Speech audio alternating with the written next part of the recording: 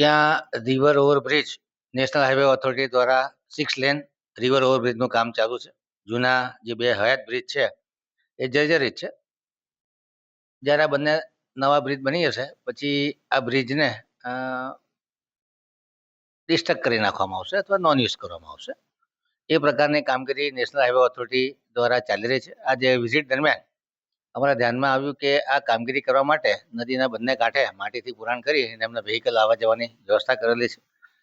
વત્તા નદીના વહેણની ઉપર 1000 કે 1200 એમના 2 પાઇપલાઇન નાખી અને અવર જવર કરવા માટેનું જે કોઝવે કે વોકવે બનાવેલું છે.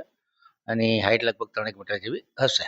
ચોમાસાની સિઝન આવે અને આ કામગીરી ચાલતી હોય અને નદીના પ્રવાહમાં ઓબ્સ્ટ્રક્શન ઊભું ન થાય એ માટે અમારા ધ્યાને આવતા હાઈવે ઓથોરિટીના અધિકારીઓ જોડે સંકલન કરી અને એનજીટીની ગાઈડલાઇન, વાઇલ્ડલાઇફની ગાઈડલાઇનનું પરમિશન લીધી છે કે કેમ, અને વડોદરાની હદમાં કામ થતું હોય તો મ્યુનિસિપલ કમિશનર જોડે સંકલન રાખવાની પણ સૂચના આપવામાં આવી છે.